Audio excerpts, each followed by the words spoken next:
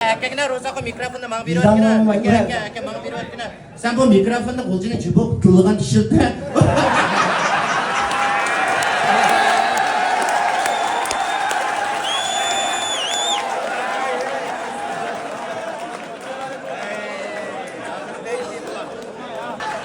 Ben nakısla Mevlana'dan okşat kantımla çubuk kılıp ben hiç şaşkın olayım da biz orada.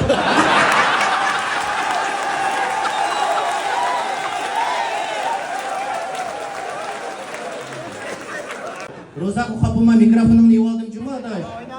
Eli çakçık sağlam buğan süspetlik oldu, süspetlik buğan ebedi oldu.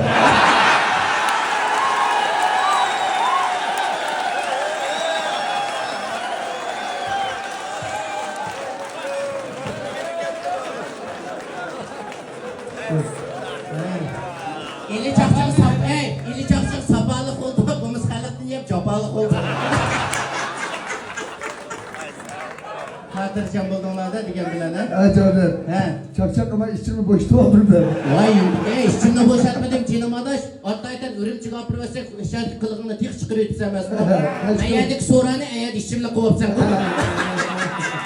Erpattın işçimle gelen bıdıksını işkim işletmeyken cenab taraflarda antiyen gibi iki tüttü.